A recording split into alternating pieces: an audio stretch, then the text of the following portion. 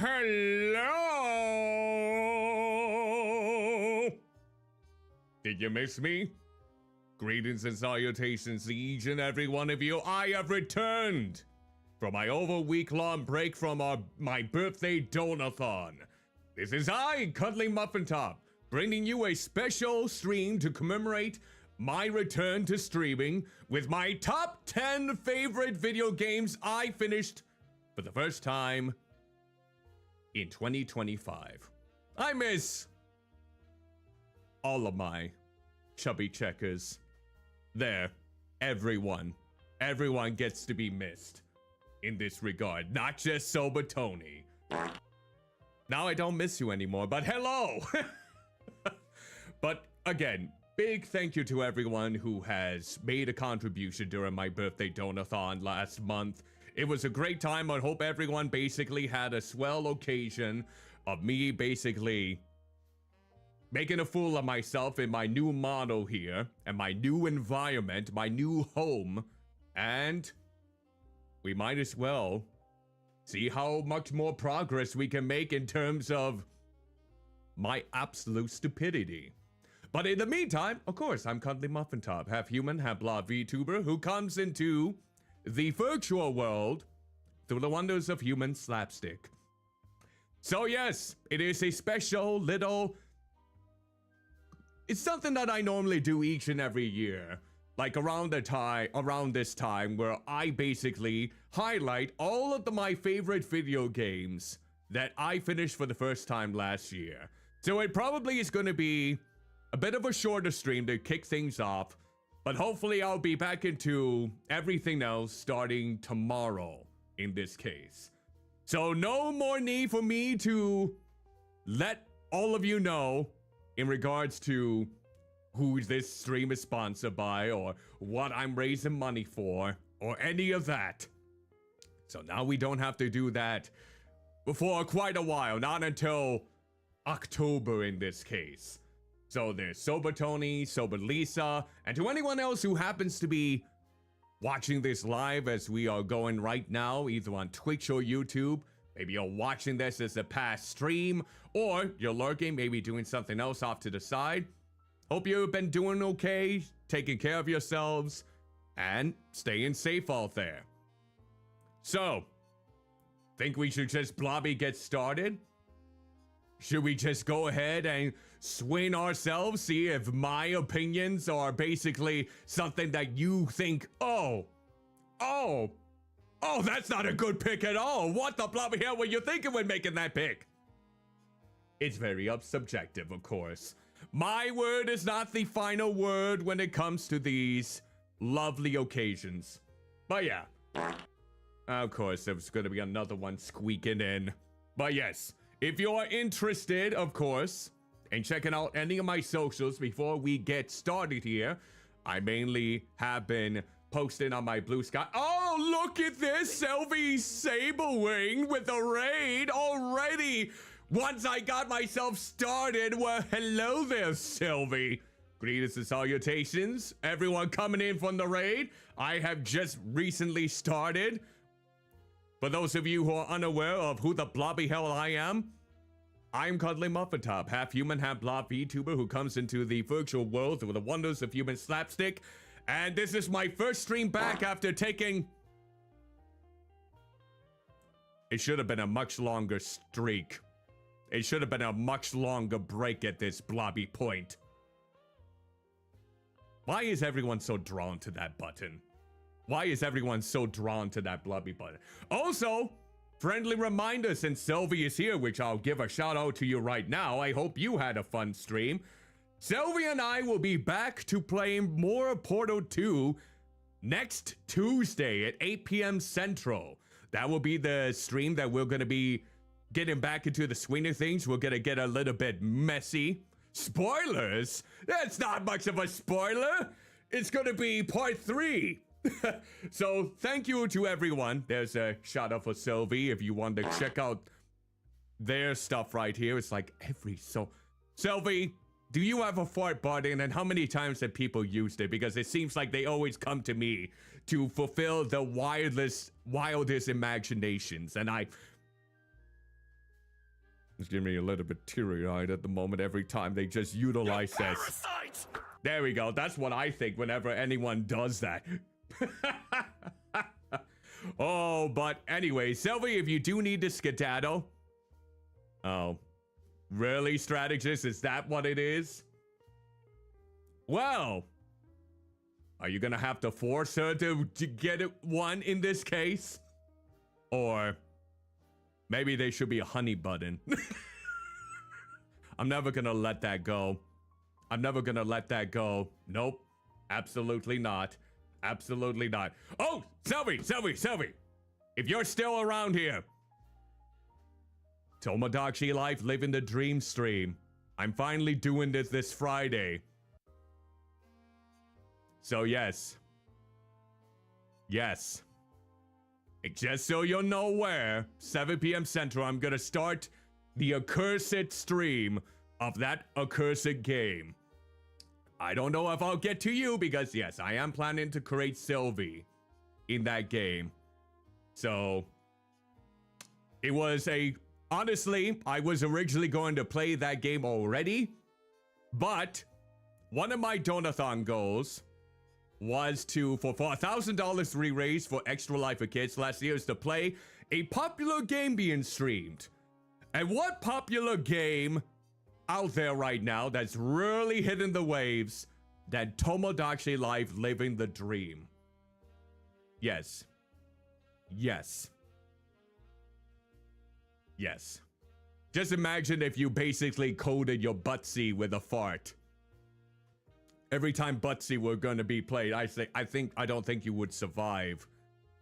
But hello, Pibby. Greetings and salutations to you. In fact, greetings and salutations once again to everyone who has come in from Sylvie's raid. If you do need a skedaddle, feel free to do so. You are not obligated to watch my stuff in any way, shape, or form. But, of course, if you want to join the Discord server, as long as you're 18 and older, here's a link. In fact, for those exclusive to my Discord server, I am giving away free games over there. What kind of free games? Why, I'm glad you ask. The free games that I'm currently giving away over for my Discord. Start digging in your butt, twin. What? Yeah, digging in my butt. You can butt that he touched the butt. So here's a few of the games that I am giving away over on my Discord server for those that are interested. We got Artisan TD, Crisis 3 Remastered, Nordhold Origins, Rogue Waters, Cubic Odyssey, and Mini Settlers. If you are part of my Discord server and you would like to claim one or more of those titles for free for being a Chubby Checker Discord member, feel free to let me know, and I'll relay that through DMs in the meantime. Ooh, yes, yes. The gift that keeps on blobby giving. Go, go, go, join, join. Yes. Yes. I'll try to be as active as I possibly can in this case. But yes, what I am you gotta go eat? All right, Sylvie, hope you take care. Have an exquisite occasion. Be as ravenous as you possibly can. If you need to eat the fridge, well, probably wouldn't be good for your food, but so yeah, don't eat your fridge. You know, I have heard about NTE. I think you brought it up the last time, but after looking over some of it, especially with this generated AI stuff, I think I'm gonna pass. I think I'm gonna pass on that game. Eat your fridge, don't eat your freezer. I mean, you do incorporate a lot of frozen foods into the freezer. Some of your things in there. So yeah, that game is just not up my alley at this moment, unfortunately. But that's just me. If you are playing that game and you're having fun with it, good on you. Good on you for playing it, but it's a little bit of a stance for me in this case. Any game that incorporates generative AI in any way, sense, shape, or form, I'm just trying to back away from those types of games as much as I can because I appreciate human creativity in my video games. And of course, I did fumble one time when I was using the generative AI hat during the New Year's stream. I have definitely fell into that quite a bit when I was playing Subliminal back in 2025. So there was a past instance where I was dumb enough to not notice, but yeah, not really a lot of these days. So if it is a game that basically is known to have generative AI portions in the game, I try not to play it as much as I possibly can. It's kind of a little bit of a stance that I have, but that's just me. I'm not trying to virtue signal anyone and say, oh, you're terrible for playing this game.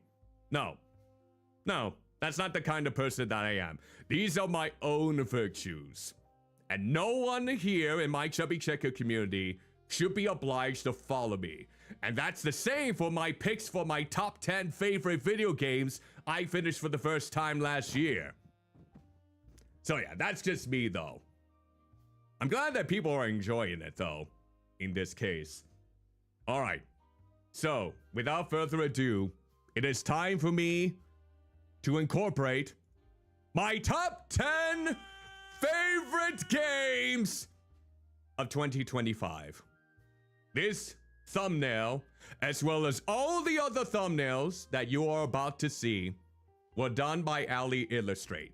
These are the thumbnails that are gonna be for the past streams that I have done in 2025. So once this stream is over, you will see these thumbnails decorate those particular streams that the games are being highlighted here. Now, upon looking at this thumbnail, you can tell there's a little bit of hints going on for the games that I have incorporated into this list. So, without further ado, we might as well get into it, shall we? All right. Our first thing is, we got our rules. We got our rules here in this case. She is the GOAT. And that is the reason why this took probably longer than some people might like for a 2025 Game of the Year list, because I don't like to rush my artists. And especially since Ali Illustrate was having a hard year on March, which I won't specify why due to confidentiality reasons, but you should not rush your artists in any way unless you pay extra for the addition, like the lack, like if you want this in post haste, you should be obligated to pay for the extra fees in order to make that possible. So yes, if you're, but yeah, I do have some rules, and yes, Ali Illustrate basically did every single thumbnail for here, just to make things as consistent as they possibly can.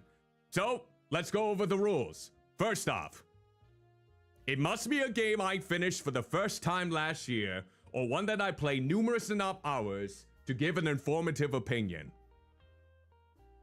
Now, for example, for the latter part, if it's a game that incorporates several hours, there's not really a bona fide definitive ending to the game, like a lot of roguelikes probably fit into this bill, or any free-to-play games.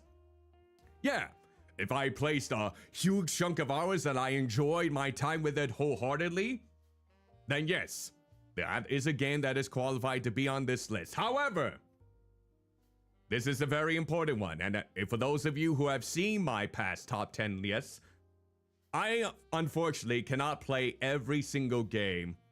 I couldn't. That was released in 2025. It would be impossible. There are several titles that were crowd pleasers, Game of the Year contenders that I simply either don't own or haven't even played yet. So there are going to be some titles that you may be surprised aren't a part of this. So this brings us to the second rule. Games released before 2025 are acceptable as long as the first rule applies. So it could be a game that was released in the 80s, the 90s, the 2000s, the 2010s, even any year prior to 2025. As long as it's my very first time finishing it, or of course playing numerous enough hours for it, it counts. It does count on this list itself. So you are going to see some games that were released from prior years. No, I did not play Pawn. No Pawn, no. No Pawn in this case. Here's another list, or another rule. No early access titles. So games such as Repo would not be on this list because it's still a game in development. Once it becomes fully released in version 1.0, if it still holds up from what it was when it was in early access, then for a future list, it can be valid. That was for Pawn. I see. So yeah, like for example, while I have been enjoying my time with Fields of Mystria this year so far, if it doesn't fully release this year, it will not be included on the list unless version 1.0 does release this year. We don't know quite yet at this point, but yeah, that will be an example since that's still in early access. And finally, I feel like this is the most important rule of all. These are some of my subjective opinions. You probably will see a game high on my list that you did not care for. You probably will see a game that you enjoyed in 2025 not on my list. Oftentimes it could be because I don't own the game, I've not played it, or I just wasn't interested in it. And whatever your opinions may be, don't let what I rank on my list if it's not on it dissuade you from still loving that title. At the end of the day, as long as you had a good time with it, in many reasons whatsoever, I'm happy for you. Now, of course, I'll try to be brief with the next section before we get to the top 10 heavy hitters. And which section is that? Why, it's the honorable mentions! These are the titles, of course. Disgraceful. I did play Space Invaders, but not enough of it, I will say. Not enough of it to really warrant a position on here. I need to get in depth with that sort of thing. But yeah, these are the titles that even though they did not make my top 10, I still think they should be considered playing in the near future if you are wanting a little bit of thrill, because they're still great games. They're still grand times. So, what's our first game? It's Angerfoot! Yes, Angerfoot is the first honorable mention. The biggest thing that dropped me down for me in regards for making it into the top 10 is that the frame rate can be horrendous. Especially when it came to that final level. It dipped in the single digits. Yeah, the frame rate was not grand. And of course, you might not entirely like the humor in this game if you're not into the gross out kind of things. Angryfoot! You basically go through several holes, kicking people and shooting them without getting hit or losing life.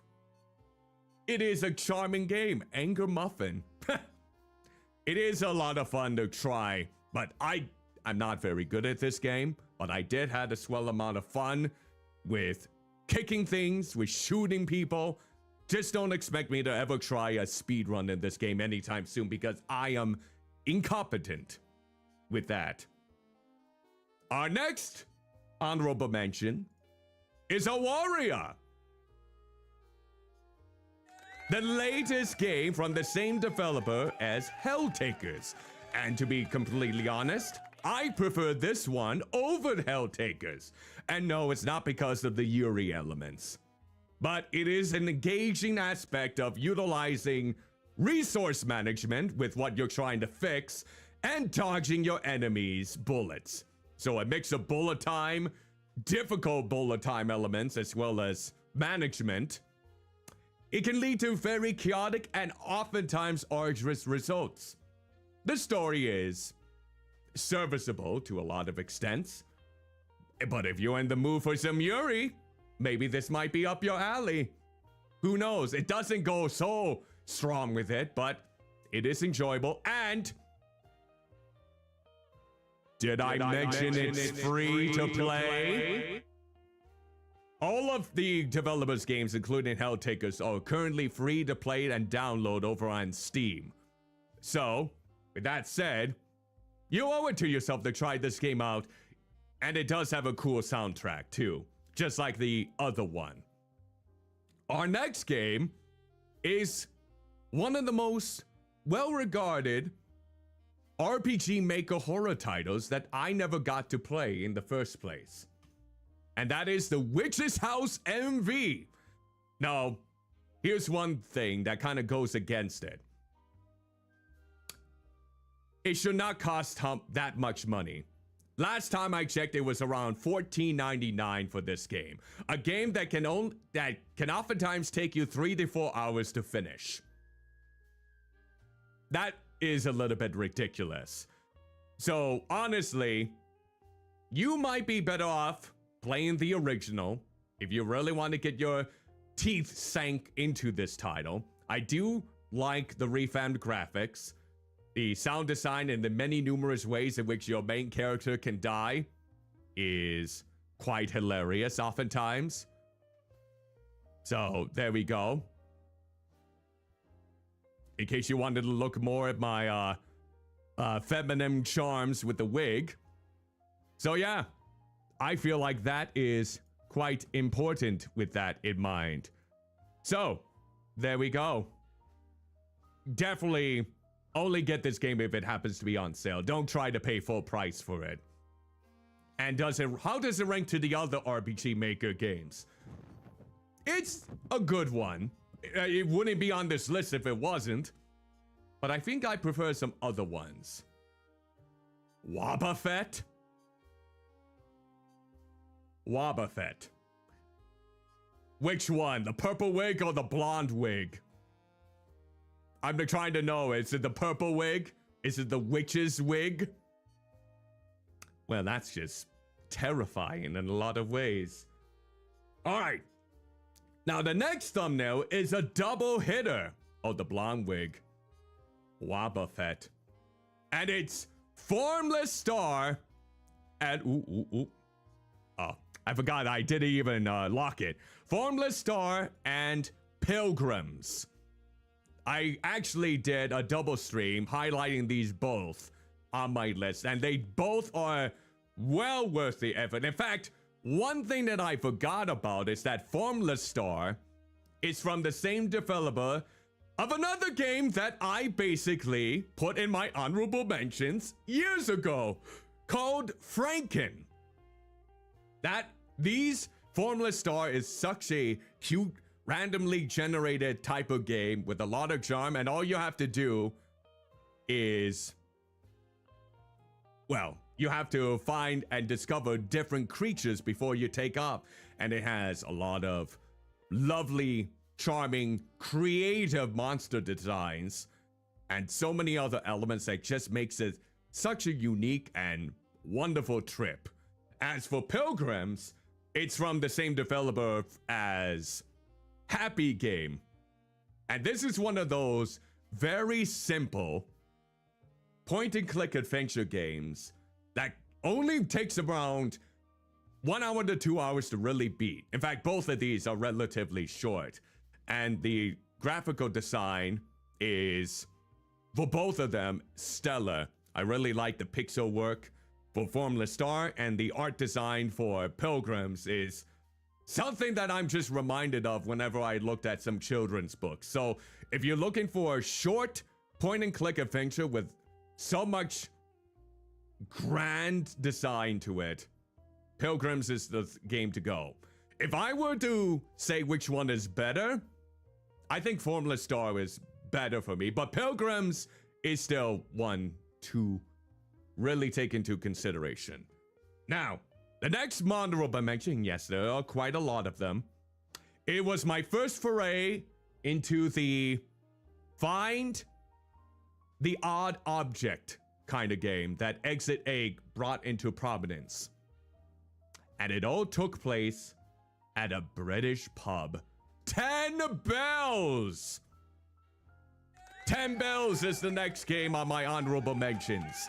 It is, of course, a shorter title, unless you really wanted to try and find everything in particular.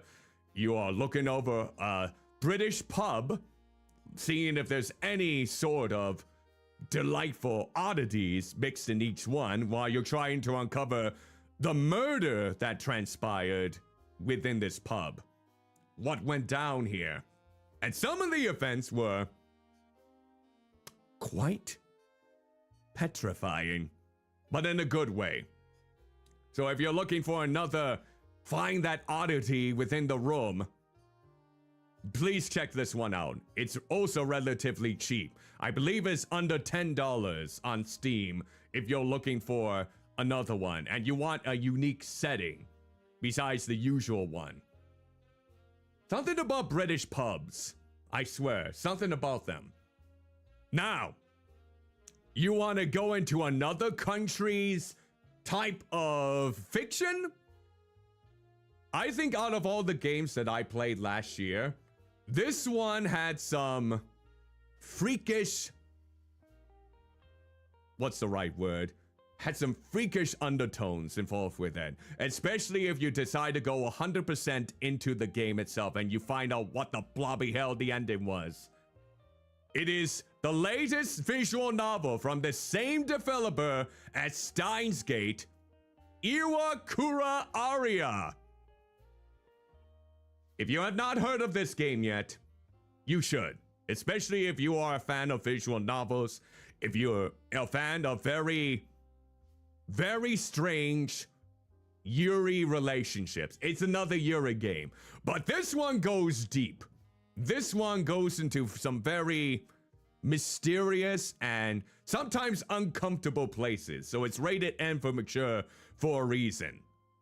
No, it's not like some of those other ones you find on DL's site or whatever that other website happens to be, and I won't spoil what those certain aspects of this game are, but yeah, you'll find out as you go along. And the reason that I kind of have it just down in honorable mentions is because I do feel like some of the pacing does drag a bit in the middle.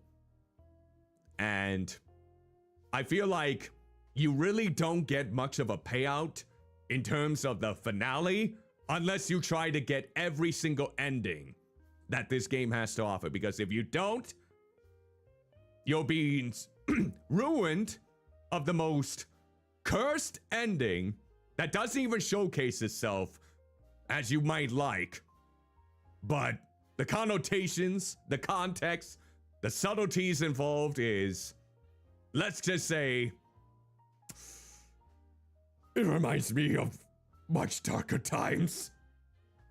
But yeah, that is Iwakura Aria. Now, what if you just want a bit of slash-buckling fun? You want a game that is swift, action-packed, and filled with a lot of charm? Then I have the game for you. On Guard! No, seriously, that's what it's called. On Guard!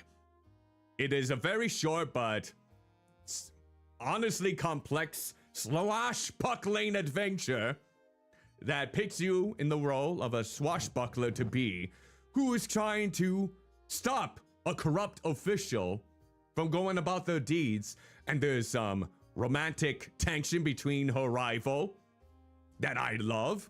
The gameplay is fluid, and for an indie game that really goes into the action formations, we're trying to parry, we're trying to swish around your lovely swords and utilize your obstacles and environment to get the best of your foes. This one is definitely worth your time. Again, this is a game that takes about 4 hours to beat, but you still have challenge modes you can still do. So there is some good old replay value. Yep, absolutely.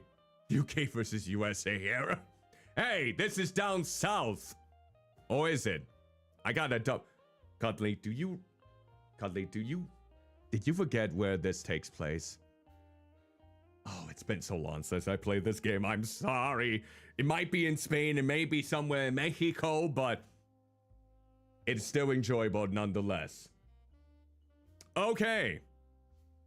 So if you want something lighthearted, this is the game for you. But if you want something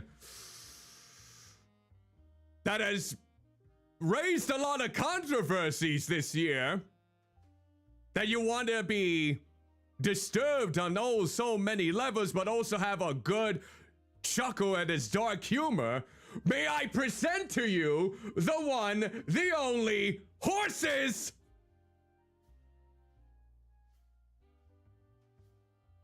Yep. I actually put this in my honorable mentions. I was actually given a key card by Ragione, who is the Italian developer of this game. And if you don't know the controversies surrounding this game, oh, blobby hell. This is a game that is famous for being banned on Steam days before it released. And then Epic Games banned it. And then Humble Bundle for a while, and this is the main reason why I actually canceled out of my partnership with them, is that they decided to ban it. And then they reversed the decision, but I wanted to stay true to my stance on it. But GOG? GOG is one of the only platforms that decided, hey, we're gonna sell this game. But yeah, I basically got a free game code from the developer, and its placement on this honorable mention is not decided by, well, them basically giving the game code for free. They still allowed me to form my own opinion on this title, but let's just say this is a game not for the faint of heart. It's gonna bring you into some very uncomfortable places, but never did I think this game warrant its ban. Not in a long time do I think this game is worth the ban that it received, the unjust, unfortunate circumstances that the publisher went through. I'm glad at the very end of the day that this publisher is still standing as hopefully as strong as they possibly can. So this is one of the only games that I will just say, it is definitely an 18+ title. If you're uncomfortable with certain mature themes, I say look up what the mature subject matter happens to be in the game before you decide to play it. Because if there's one of those things that will trigger you, don't play this game. But if you want something that is ironically hilarious, creepy in some aspects, but also paying tribute to the artistry of past Italian works. In fact, please check out old lady Katie's video on horses if you can. Katie and Cat Burger. She worked so hard on that title, but it hasn't gotten as much views. In fact, in the same stream, I did react to her video on it and learned quite a bit. But yeah, this is definitely a title that's not for everyone. No. No. No. I'm surprised they even made this list. Sweet blobby Christ! You're kidding. Yeah, I don't blame you. But if you want some more mature fare that might be much more goofy in what it does, might I also recommend South Park: The Fractured Butthole? Yep. I played this game for the very first time last year, and I will admit, elements of this game was way better than they were in The Stick of Truth. I do find the combat, even though it took me a while to get used to it, to be quite rewarding and more challenging than The Stick of Truth. I also found mixing up your classes, mixing up your powers, having multiple party members of different variations actually assist all the plot elements, and especially when it comes to a past villain coming up into the fray from days gone by, bringing in past episode elements into the title in such a way that it just becomes absolutely ridiculous. It is definitely a mature game. Maybe in that sense, yeah. That does sum up South Park in a lot of ways. Just that soundbite. I will wholeheartedly admit that the story... I'm still basically... Thank you for the 200 bits, Bird. Greetings and salutations. Hope you are doing well. Welcome to the stream. But yeah, I'm still pondering to myself if the story is as good as the Stick of Truth. And I'm still thinking the Stick of Truth still had me, laughing more. So it is very subjective about the humor that this game brought up. But yeah, if you're a fan of South Park and if you haven't played this yet, please do. This game is almost 10 years old, by the way. Thank you for the 100 bits. I gotta really tell... that could be foreshadowing another entry on this list. Yep, foreshadowing. So epic. God, I always forget how loud that is. Ugh. Epic foreshadowing, yes. All right. Now, the next entry on my honorable mentions is one of the only collab games that is actually on here. In fact, you could say that I am continuing this with them right now with episode 2. Yes, it's Coffee Talk. With J. King plays and Saruk Wingcaller. Very chill game. My word, 400 bits overall for you, Bird. Thank you so much. Greetings and salutations to the burping nurses cascading beautifully down the stairs. But yeah, Coffee Talk is a chill visual novel that does tackle some mature themes in terms of racism and so many unjust things going on in the world for those that are of a very good old-fashioned, well, mythical creature sort of vibe. And I think what really got me into it so much was the nuance that kind of goes into it. And yeah, we did have some lengthy discussions. I mean, mainly it was Jay Keen and Saruk that were having them lengthy discussions each time they were talking about a certain aspect of the game, and I was just like, yeah, yeah, yeah. I'm gonna actually hold on one sec. I am going to see if we can. Let's see. I notice. Aha! There we go. That was bugging me a little bit. There we go. But now the Coffee Talk is being, some things are gonna have to be compromised. You will find the full good old-fashioned thumbnails on my channel here for YouTube. Yep, J. King and Zaruk are both grand, and they definitely add a lot of things going on for this game in particular. Well, if you put a banana below me, that means it's being absorbed into me. I don't find that appealing.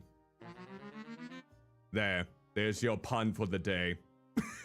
But yeah, this game does really invoke the wonders of just chilling, drinking some coffee, discussing important elements to life, how they tackle idol culture, how they tackle racism in terms of whether it be elves, whether it be succubuses, whether it be werewolves, vampires, just a regular journalist trying to make a novel about what was going on and all that grand stuff. Yeah. And we're currently doing episode 2. We'll be back to Hibiscus and Butterfly on the 24th, in case anyone's wondering about us returning to the series. In fact, it will be some time before the next game in the Coffee Talk series, Tokyo, will be coming out. That will be coming out late May. Another raid, Sumere Hanaki. Sumere, thank you so blobby much for the raid. Let me give you a shout out. Greetings and salutations to each and every one of you. I am Cuddlymuffintop, half human, half blob VTuber who comes into the virtual world through the wonders of human slapstick. We are currently going through my favorite games that I play for the very first time last year.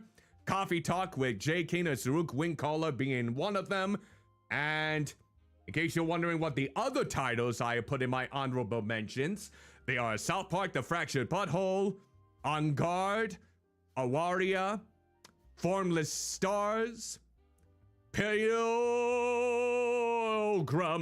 It took me a while for that one.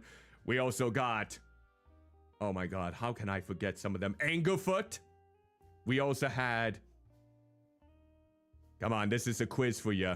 This is all a quiz for all of you who have been here up to this point. What other games were on my honorable mentions? Come on. You should have been paying attention. Come on now. What were they? Iwakura Aria. Oh yes, Cuddly. That's another one that was in my honorable mentions. Thank you ever so blobby kindly. Let's go on with the list, shall we? Sumire, if you do need to basically skedaddle after your stream, no worries whatsoever. Thank you again for bringing your community over to here, and I'll make sure they don't get absorbed. I hope so. No, I'm not gonna do that. No, I'm not gonna do that. I know what you're plotting. Nope, not gonna do it. But what I will do is unveil the other honorable mention that I got on here, which is Duck Detective: The Secret Salami. Great voice acting, a fun detective mystery. Oh, of course I'm too low. I'm fine.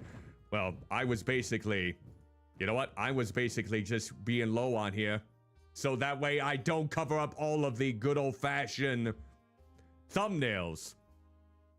Some of the thumbnails are being actually blocked off, but you can't do accommodate for every single bit. Oh, I'm low.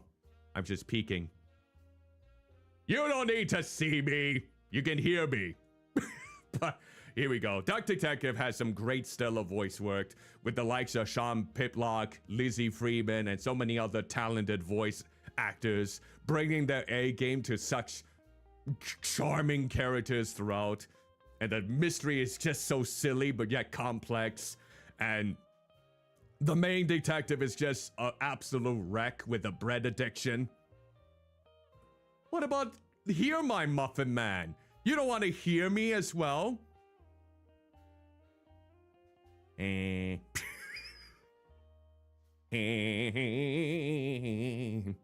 yeah, it's a very short title. It's extremely charming. And you know what?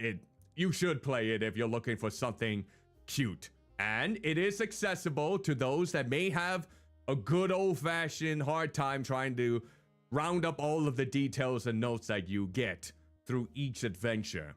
And it has a very charming art style. It's like paper cutouts in a way, except it's full force and it's just waddling back and forth, back and forth.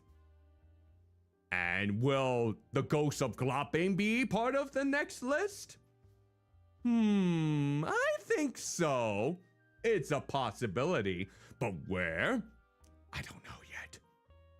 Now, these following games, and these are the last two that I'm gonna have for my honorable mention, is ones that I cannot in good conscience put in my top 10 because we still have 3 more chapters to go of this game before it is finished. And that is Deltarune!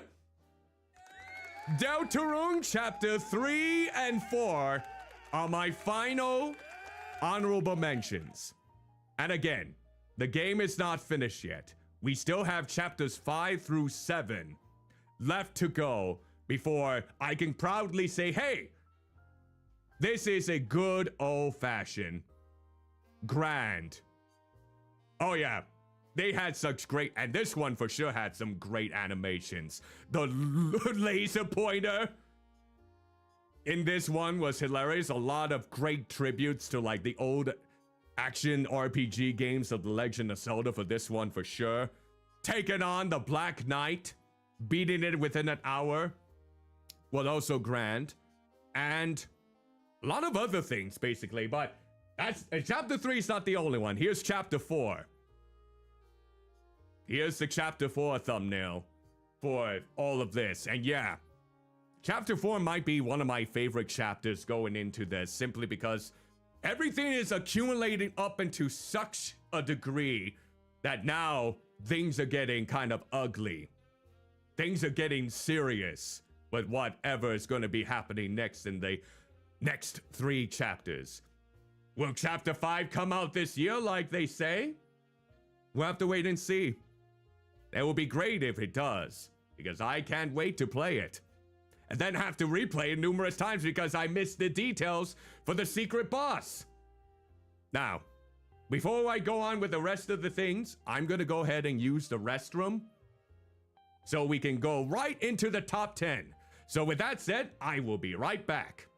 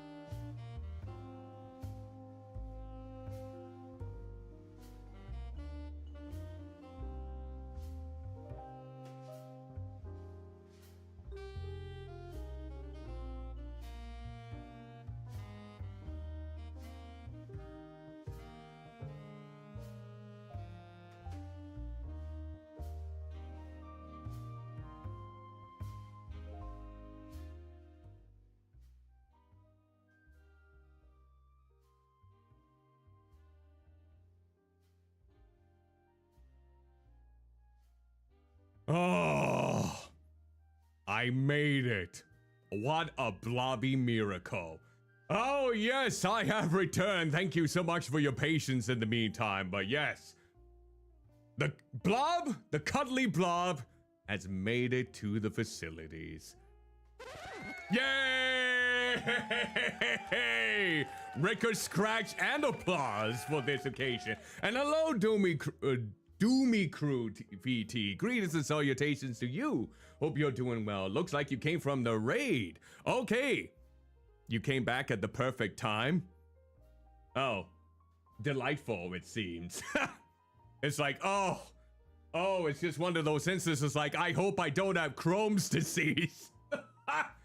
You ever get one of those instances where you basically just like, oh, it just comes out of nowhere, it's like, oh no! I hope it's nothing like that! But accidents have been prevented this fine day. My unconscious body was able to use the bathroom. No dookies in the panties this time around. Hallelujah! That is also a good old clap needed for that. Yay! Gross out humor! See, I can do that too. I can do that too. Go ahead. Use your good old fart redeems. You were watching a video on Discord about a guy. What am I supposed to be? I am a half-human, half-blob VTuber who comes into the virtual world through the wonders of human slapstick. I'm like a tum-tum.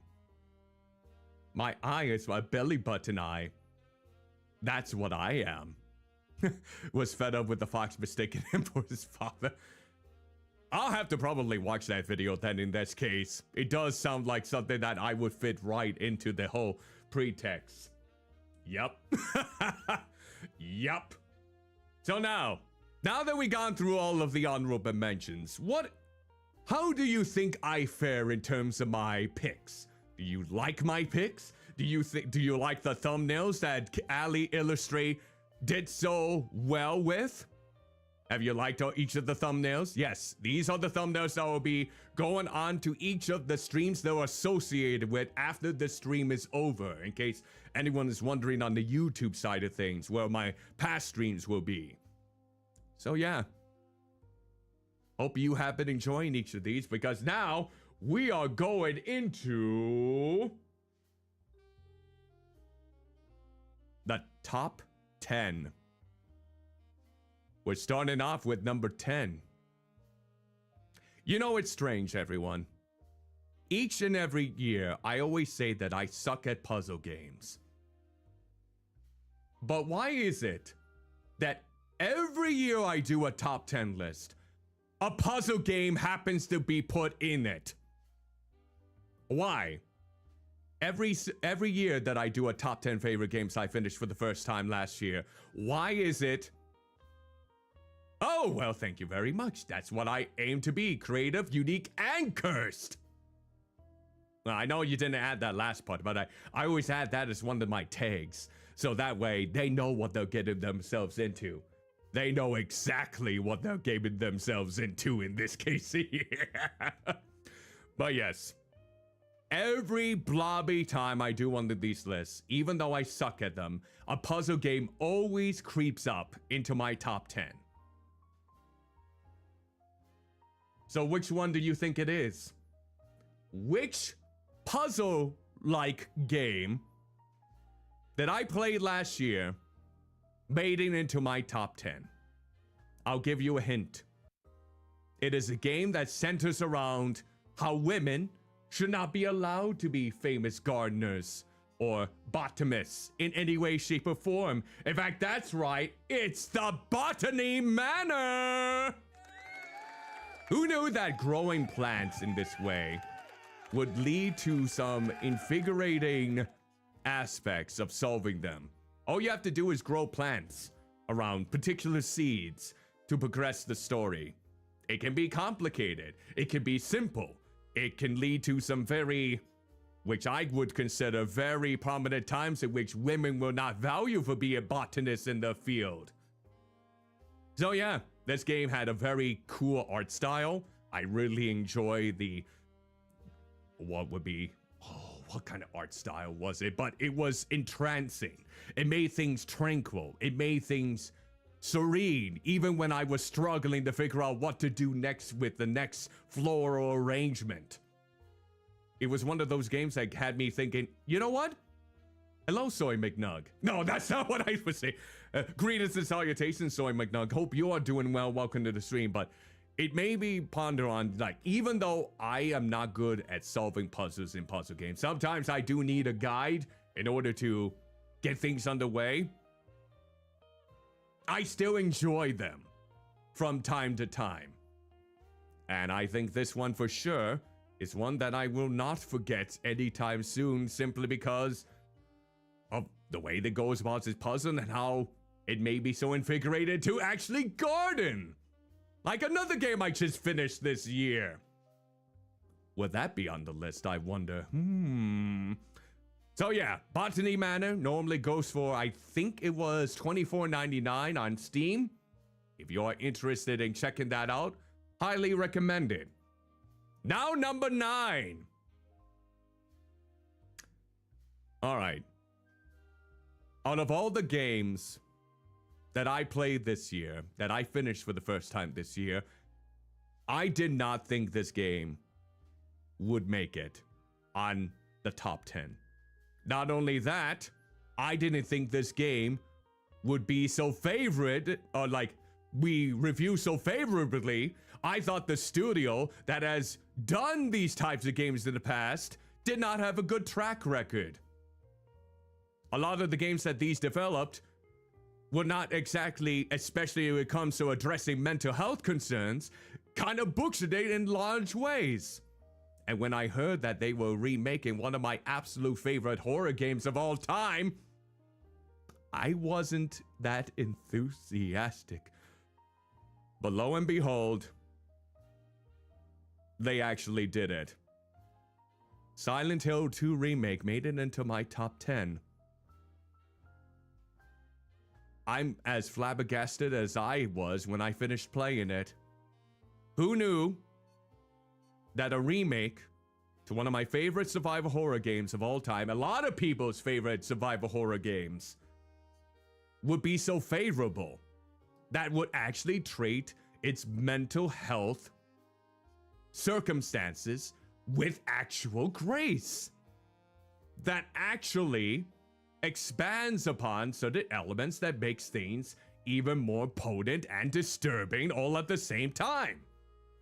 Now, I will admit, the optimization for this game, like a lot of other Konami titles as of late, it's not great. Sometimes it chugs.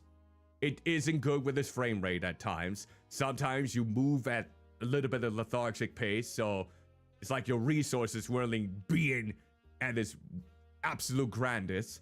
Sometimes I feel like some of the maps drag on longer than they should. Sometimes some of the extra dialogue or some of the ways that they retackled important scenes were not as potent as they were in the original. But at the other time, some scenes, I feel they did better in this game. Believe it or not. It's crazy how I had such a big reversal of how I felt about this game after I finished playing it. But I will wholeheartedly admit, the first rendition of Silent Hill 2, still, even when it's janky controls, even with its bizarre voice acting deliveries, it's one of my favorites for a grand reason. Its storytelling, for one, is sublime. I never really appreciated when I first played this game when I was in high school. But now that I replayed it a few years back and then played this version, I have so much more respect with the way they tackled this story than I ever thought possible. And Bloober Team, don't screw up Silent Hill remake. Keep that campiness. I want that campiness in the first Silent Hill remake whenever you get that out. I hope they do. They gotta have someone good for Harry Mason. My daughter. I've got to find her. But yeah. Took me way out of... It's the biggest surprise out of every game that I played this year. And I wish sometimes that I didn't like it as much. But I have to give it up to Bloober Team. You did it. You actually made a very competent horror game that really dives into the mental health issues that it tackles with the utmost care and consideration. That is a lot of praise that I can give for that team in particular. But now, let's go to number 8.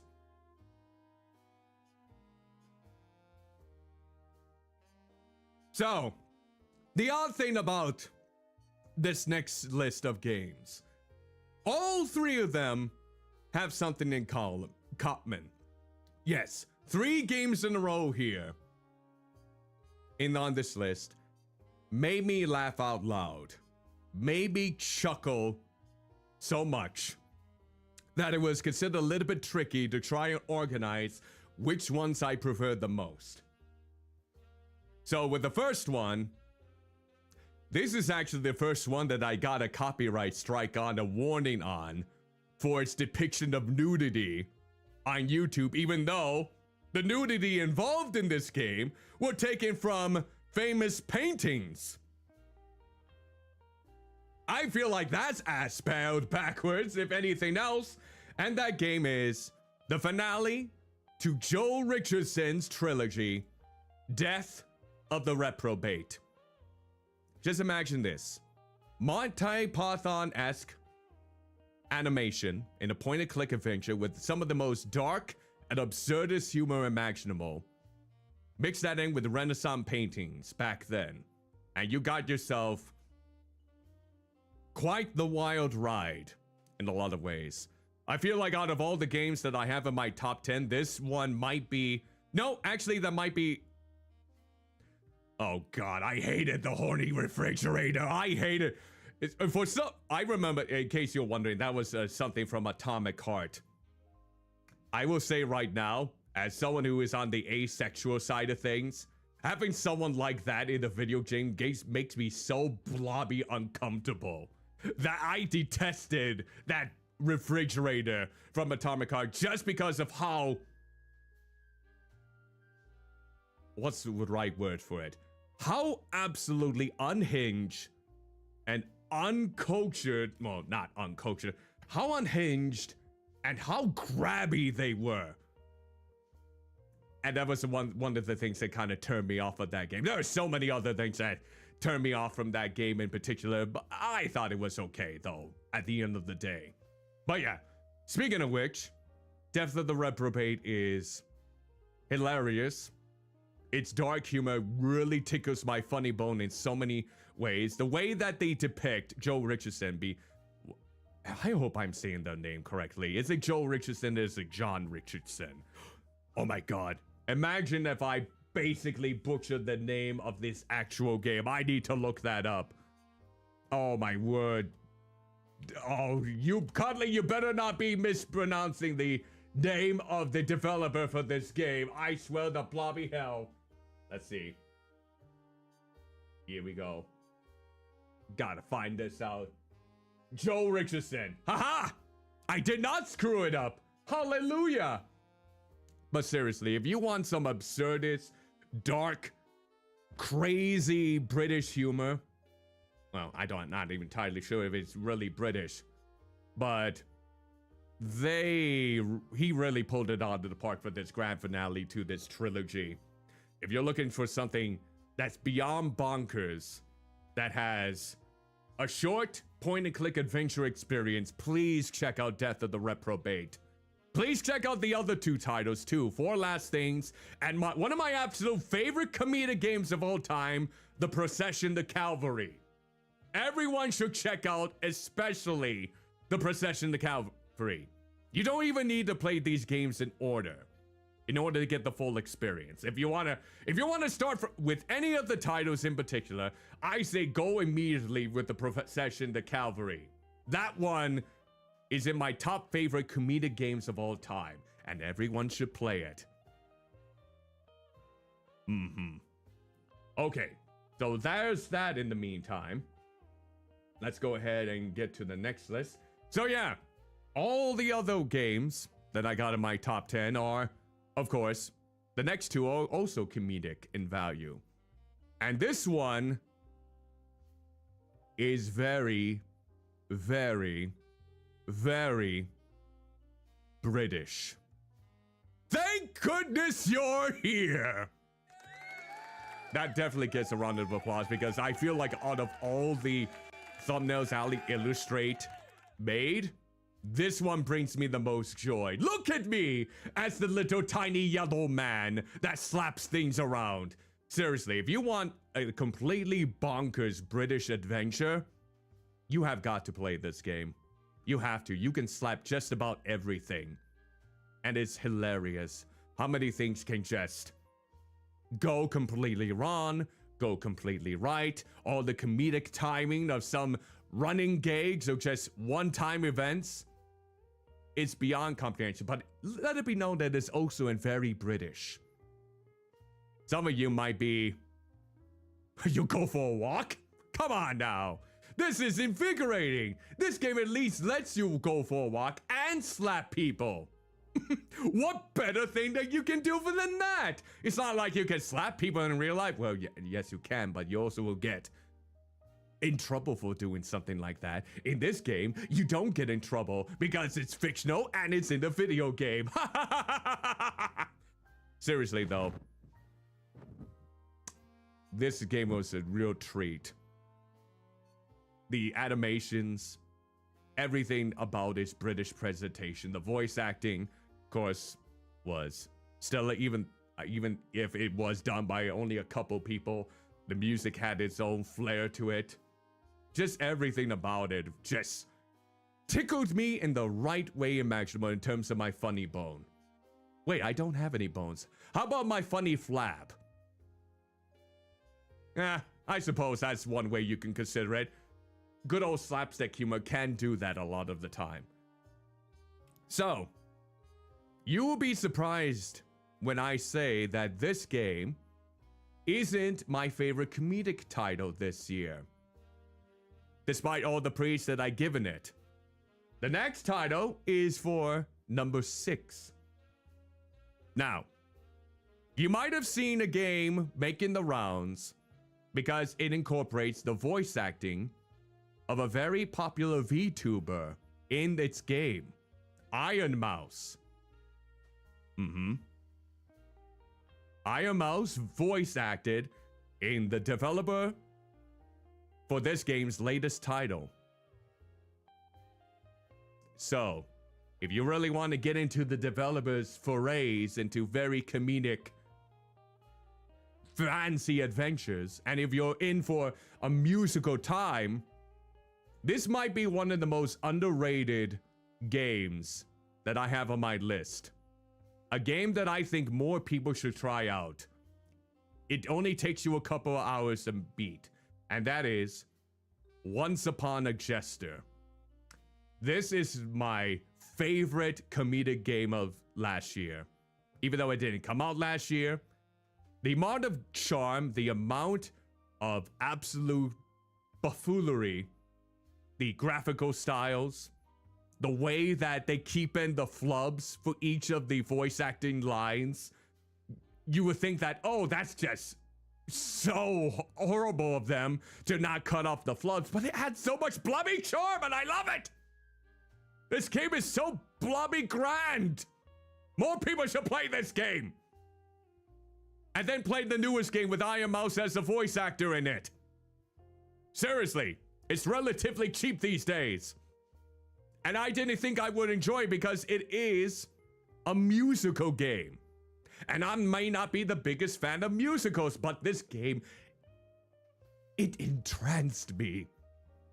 The way it goes about its humor and the way that you present yourself in plays in order to get the top prizes and whatnot, the characters, the scenarios that they get themselves into.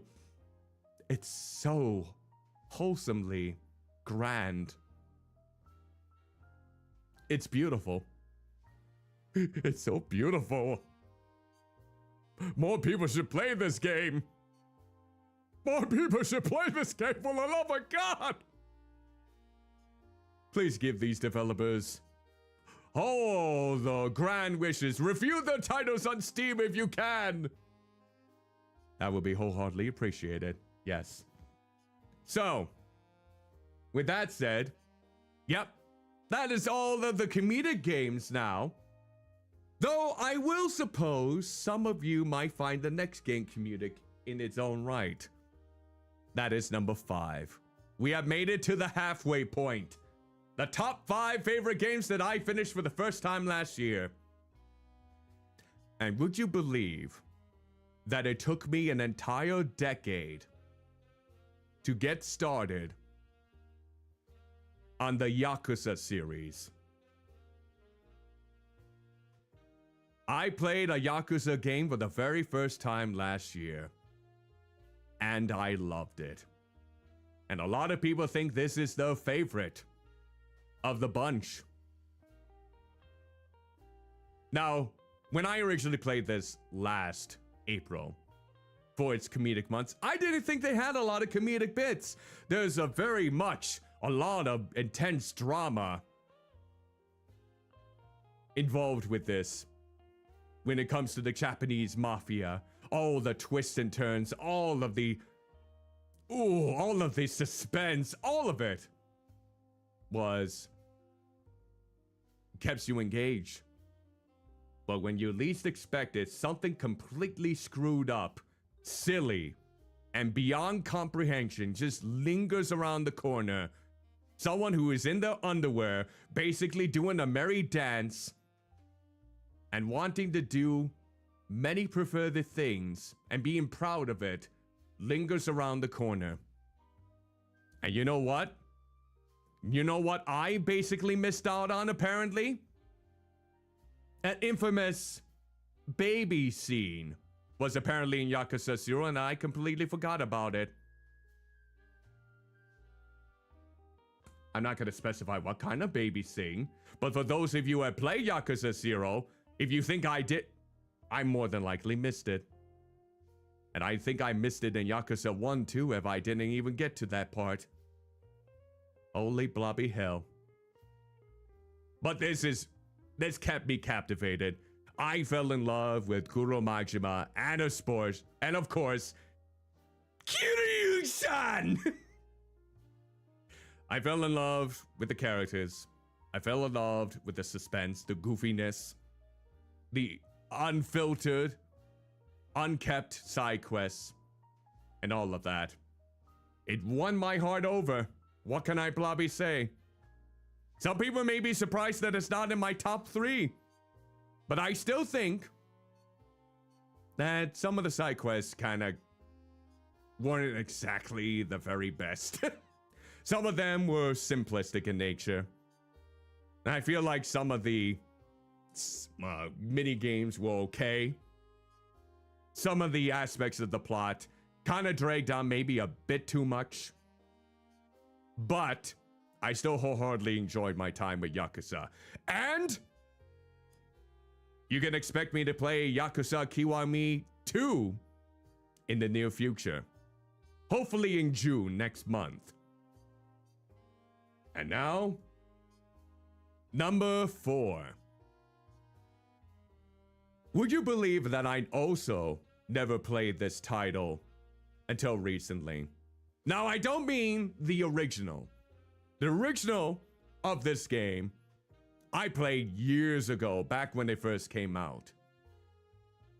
However, when this originally released on the GameCube, because I never owned the system, I never got the chance to play it.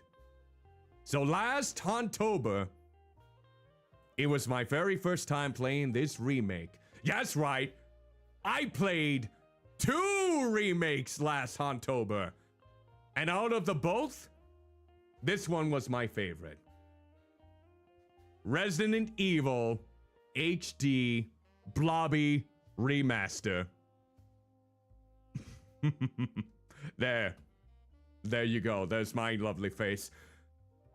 Now, I don't know how these rank compared to the recent remakes of like Resident Evil 2 and Resident Evil 4, simply because I haven't played those yet. Hopefully, I'll get to play them in the near future. But for a game like this to wow me over when I had such fond memories of playing the original not too long ago is because back then, a lot of people think that this was the definitive horror remake. This is the one that really brought new things to the table. Not only did this incorporate new aspects of the plot, a new monster to contend with, but it also incorporated some refinements, some more threats to really watch out for, like the copperheads, and so much more. I just found a lot of this to be like improvements that went above and beyond what it needed to be.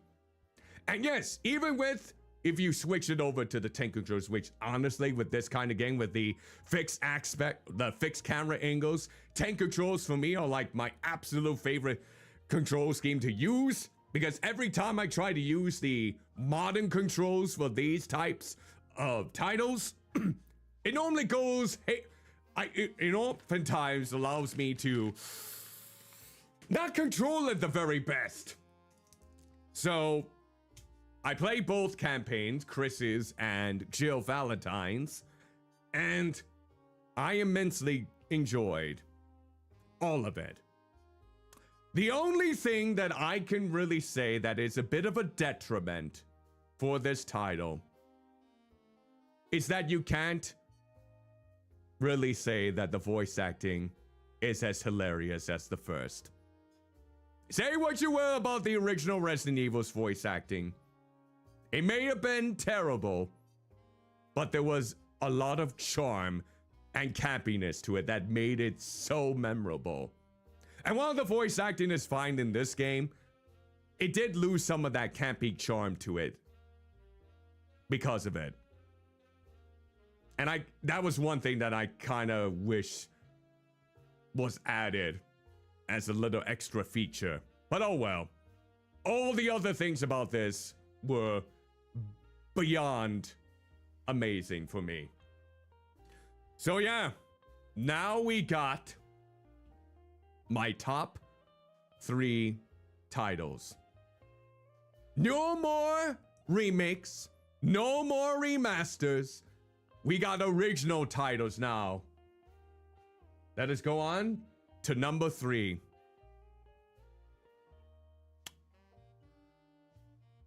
This was my favorite game to play during my birthday donathon in April of 2025. For the longest time, this game was considered my absolute favorite. This was the title that brought me immense amount of joy due to how innovative its gameplay elements were.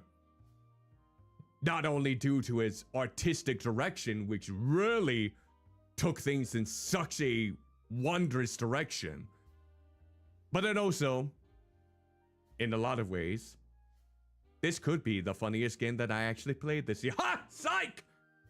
This might actually be the funniest game that I played last year. Not Once Upon a Chester, even though I thought that game was hilarious and underrated by beyond all comprehension. This was the title that gave me the greatest glee. And that is Cryptmaster. The voice acting in this game, especially from, of course, the Cryptmaster, is phenomenal. Imagine if Vincent Price and Peter Lorre were combined into one. It will have the same sort of delivery as the Cryptmaster. The typing of words to make commands against enemies in a dungeon crawler's sense, with its black and white, wondrously realized art aesthetic. It might be one of my favorite type of art styles from that I experienced for the first time last year. You can't not go wrong with something that looks so whimsically evil and really has all sorts of fun with its word puzzles, its word riddles, as well as just listening to the Cryptmaster might be one of the most enjoyable things that you can partake in. You can type in any sort of word and he will just react to it. The amount of responsiveness that the Cryptmaster has in terms of what you write and what you spell out is incredible. For the majority of the time, they actually know what you want to command. And yes, you can fart in this game. There, did I win you over? You can command a fart in this game by typing it in. Fart. And you can wreck holy statues whenever you do so in order to tarnish it. Did that win you over? Did that win you over, good Samaritans? But seriously though, this game is absolutely amazing. I feel like it deserves all the praise that it gets. And maybe one day, the Cryptmaster can speak to me in this wondrous tone and chastise me to beyond my comprehension. All right. Number 2. This is the most addictive game that I ever played last year. And would you know it? I'm still playing it. I even played it today. On my way to, and I'm on my way home from my Mother's Day engagement. And don't you fret, I wasn't playing it while I was driving. I was being carpooled, thank you very much. But who knew that this game will be the perfect, endless replayability that this utilizes? It deserves all of the praise it's gotten and more. And that is Balatro. This game has sunk so many blobby hours of my life. And you know what the most ironic thing is? I'm not very good at it. I've only, as of recently, beaten the game once. Just once. I never had the luck of the RNG to pull me through in some runs. But when you get the right jokers, when you get the right packs that contain the right cards, when you get that good old multipliers, that chip count, in order to pull through all of those antes, ANTEs, it is so invigorating. Just the way that the user interface alone makes it so like you want to play more, like you're really getting a good hand. The way that the flames just slowly rise up intensely as more of the combo that you are utilizing, whether it's a lovely 2-pair, an extremely lucky straight flush, royal flush, or just something simple as a high card if you got the right multipliers and whatnot, jokers to accommodate it. It just makes you really want to keep playing. The way that the user interface brings out this classy, this sublime attention. Honestly, I want to actually go back to playing this game once this stream is over. That's how good this game is. So honestly, you might be surprised knowing that this isn't my favorite game that I played last year. I mean, compared to the first game, I will say there's a lot more replay value involved with this. However, my number 1 is a game that I never thought in my blobby life would entrance me, will get me absolutely focused, will help me trudge on from a sheer arduous difficulties. The way that it captures such a pivotal piece of Italian literature into a Souls-like of all things. And you all know my history of Souls-likes. I've only beaten two. Bloodborne and this game. Liza P. The music is exceptional. The combat mechanics is so fluid, so enticing to get it all nailed down with that parry, with that block. No matter what sort of fighting style that you are infused with, what you specialize in, everything should not have worked so well when it's taken elements from the famous Pinocchio story of all things. And I wasn't even fully familiar with the developer. I thought, oh, for an indie or AA title such as this, surely it would just be competent. Surely it would be somewhat above average, but not ranking itself amongst like the best of the best. Oh, Blobby Hell. Let me just tell you that I haven't even played Overture yet. And this game wows me to such a monumental degree. The bosses, the intrigue of what was Blobby going on, how they handled each of the characters, Geppetto, of course, yourself, the fairy character, all of these fantastical elements about all the robots taking over, this plague, everything that kind of leaves you in such a unfortunately bleak environment just ends up being so absolutely empowering when you actually play it. It's so fluid. It controls so Blobby well. It has no right to be this Blobby good, and yet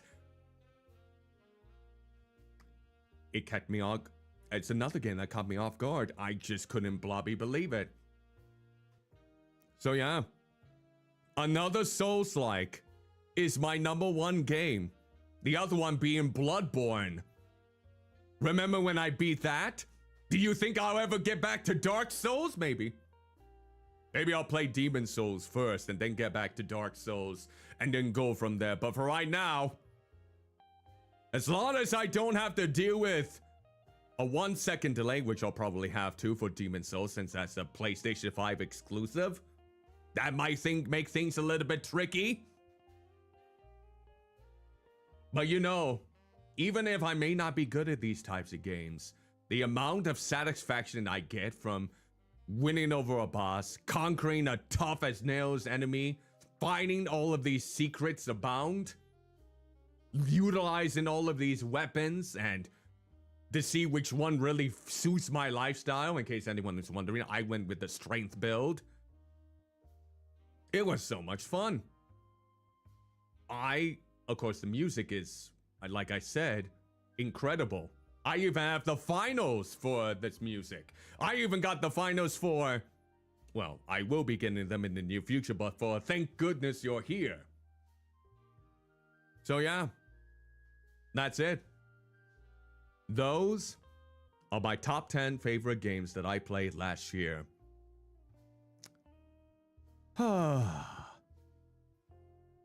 What a Blobby ride. What a Blobby ride. So, now then, now that you have seen my top 10, now that you have seen my honorable mentions, what say you? Do any of those titles not tickle your fancy the same way as they did for me?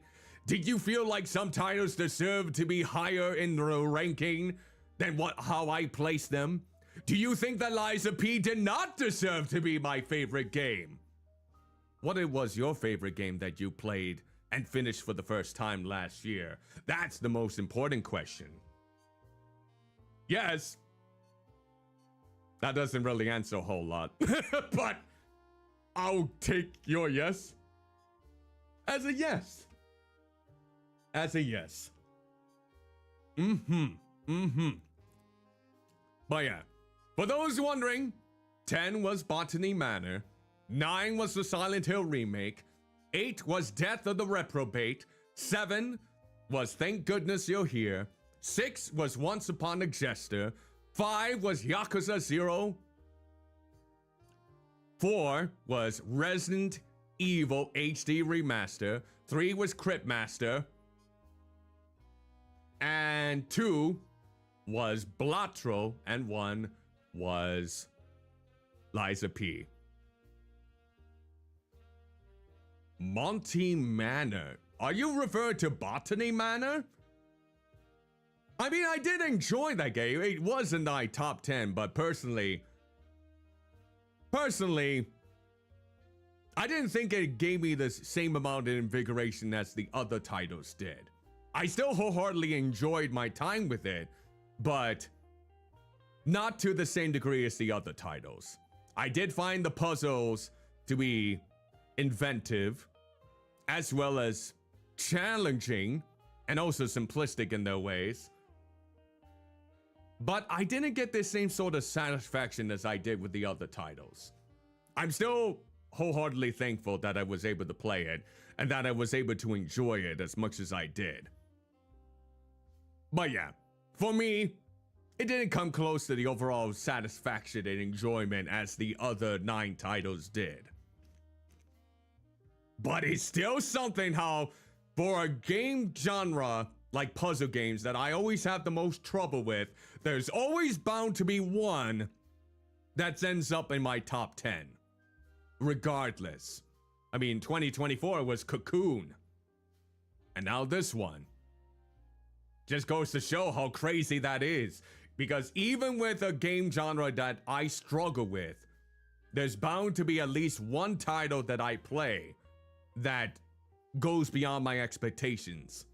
That makes me feel intelligent in a small fraction.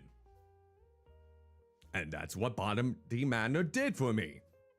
It was that neat. It was that blobby neat. So, all of the thumbnails were done, and I'm gonna shout her out right now, so you can hopefully check her out. Was done by the talented Ali Illustrate. She took as much time she possibly could to get these done. And of course, it was over 20 thumbnails. So that was the main reason why it took so long to get this top 10 to go. Simply because, well, we'll see. We'll have to see if another puzzle-like game actually comes out that really lives up to my expectations, that makes me feel actually smart. But please check out Ali Illustrate's other works. She is an incredibly talented artist who did every one of these thumbnails, which after this stream is over, will go up as the thumbnail for that game's streams. So we'll have to wait and see how that goes for a lot of it. But seriously though, which one was your favorite thumbnail of the bunch? Which one do you think Ali Illustrate really knocked it out of the park? And if you have more than one favorite, feel free to mention it. As I drink some water, because I can already tell my throat is kind of getting the best of me here. There we go. Yeah, I think out of all of them, Cryptmaster and Thank Goodness You're Here were definitely some of my favorites. Those one really captured the art style so blobby well. Not chocolate milk, that's not gonna help my throat. That will help me probably for my special Saturday stream, which I'll go ahead and talk that over. Of course, I will list out all of the streams that I have scheduled for this week. So tomorrow night, 7 p.m. Central, we're going back to Fields of Mystria. Tuesday night, I got a sponsored stream. I was given a game code for this through Lurkit, and we're going to be playing Waxheads, the recently critically acclaimed indie game where you own a vinyl record shop. And you have to find vinyl records that best suits the customer's needs.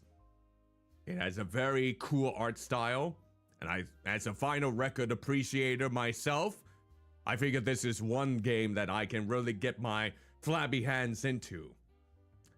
And then Wednesday night, 7 p.m. Central, more Fantasy Life I, The Girl Who Steals Time. We're on the penultimate story chapter. And then Thursday night, we are off. In case anyone is wondering why I'm off on Thursday this week, simply put, I have to do some work activities that day that will be lasting until 7 p.m. when I usually stream on Thursday. So it is some stuff that I'm doing for the people that we support to let them have a good time. So I'm assisting them with the preparations. So that way everything goes according to plan. So there will be no stream this Thursday night. Friday night, 7 p.m. Tomodachi Life, living the dream. We're gonna be making myself as a me. We're gonna be hopefully making more me's. We're gonna try and get my chubby checker island all invigorated with life. And that is our pick for the popular game to stream. And it's gonna be a Friday exclusive kind of stream. In case anyone's wondering, due to the overabundance of thumbnails that we still need to catch up on for some of my past streams, I am cutting down a bit on the short games, so that way Ali Illustrator myself can catch up on future ones. So, Short Game Fridays is on hiatus for a bit. The only times in which I'll probably be playing some short games going forward is going to be for, well, probably towards the end of the month before my donathon, and maybe even during my donathon, or even before the end of the year. That's probably when you can expect some shorter games to be highlighted, ones that I can beat in one stream. And then Saturday night, another donathon goal will be finally unleashed. 5 p.m. Central. I am finally going to dress up like a blobby princess in real life, and I am going to eat some chicken with sauces from the hot ones. Saturday night, 5 p.m. Central, you get to see me as a cursed princess in the blobby flesh for us meeting that goal during my Extra Life for Kids donathon last year. And you're probably wondering, Cuddly, why didn't you structure the other charity streams that you made goals accomplished on this week? Weren't you originally planning to do that? Well, yes, you are correct. But I do need to follow up on a few things. For one, for the karaoke, I still need to finalize the set list that I am going to be doing for that karaoke stream.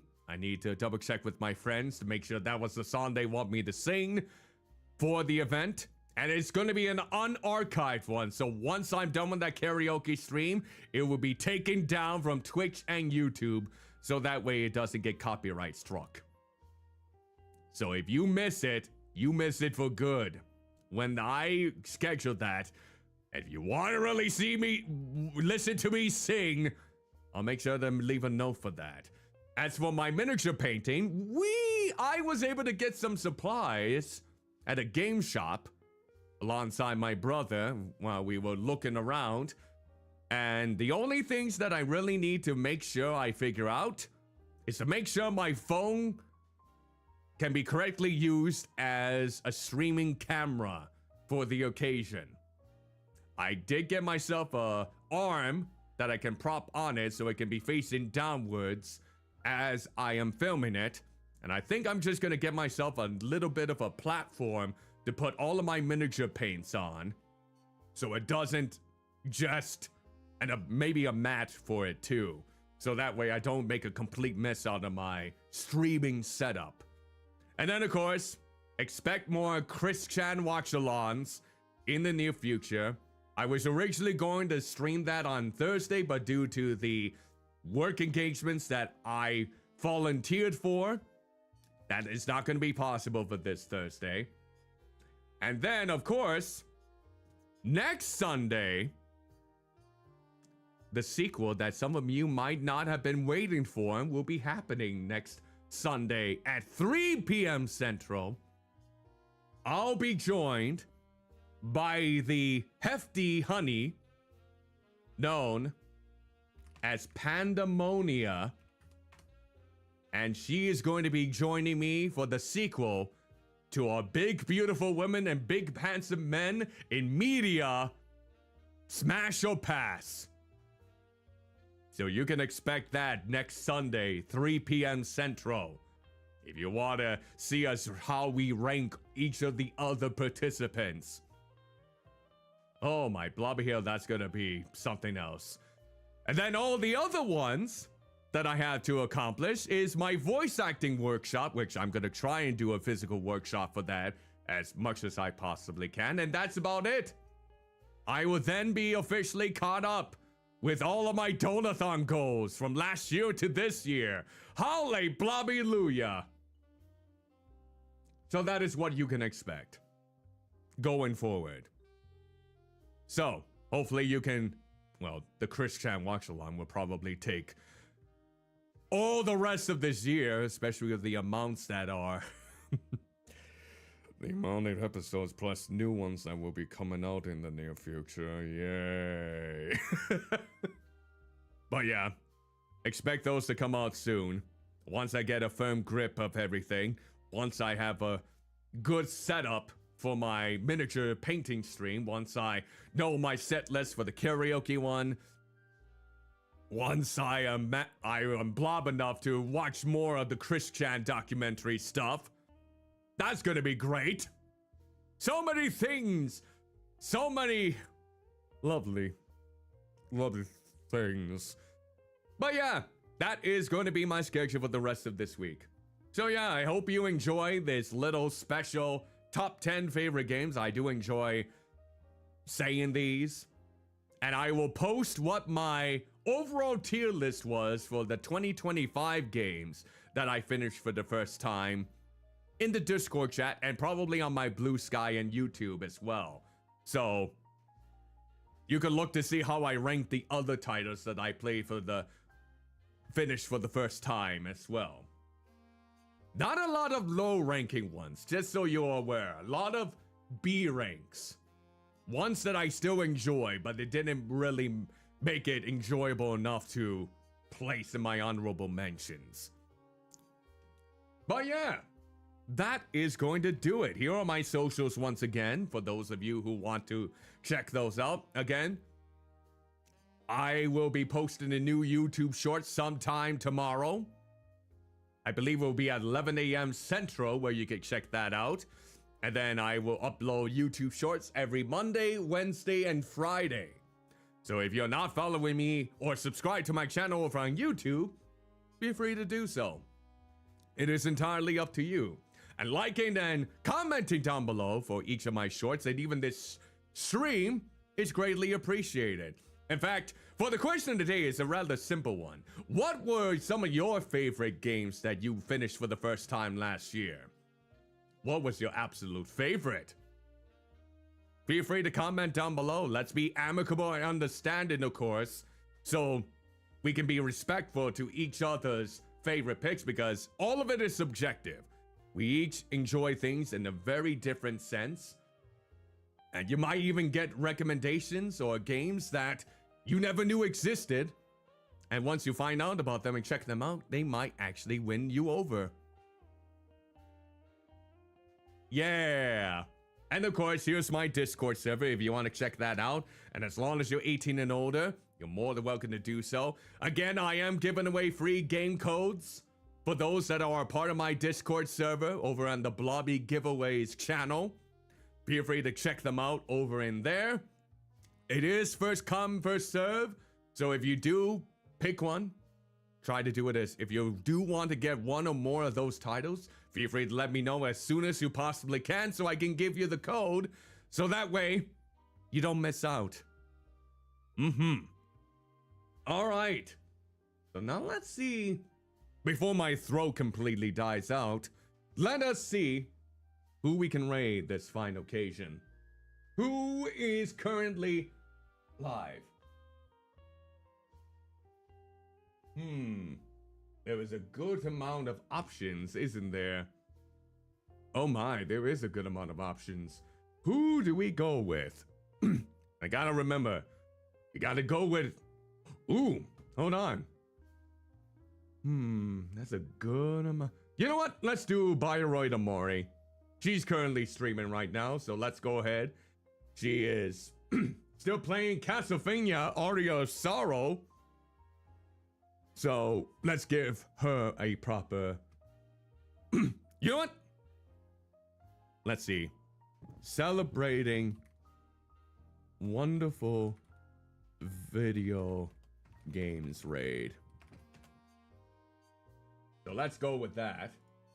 And let me go with the subscriber version for those of you who are subscribed to my channel. Okay, here we go.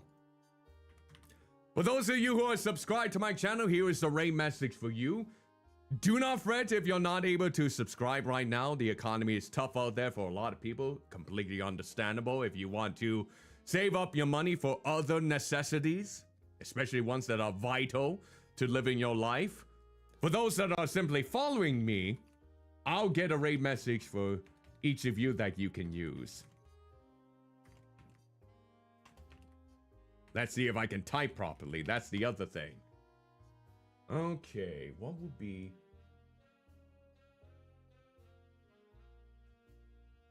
Wait, hold on. I was incorporating different ones. There we go. And now, we'll go ahead and paste this into it. Here is for... This is for the followers of my channel right here, if you wanted to copy and paste this into Bayreuth Amori stream. And let's get the raid started. Okay, so with that said, thank you all so much for joining me for this shorter stream. Thankfully, it was short because my throat is starting to feel absolutely dry, if you couldn't tell already. I will be back tomorrow night, 7 p.m. Central, with more of Fields of Mystria.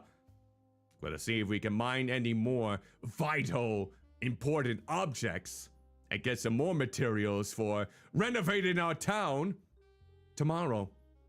Until then, hope you all take care of yourselves. Stay safe out there. Have an exquisite rest of your day, whether it be the morning, afternoon, evening, or night, depending on where you may be. And ta-ta for now.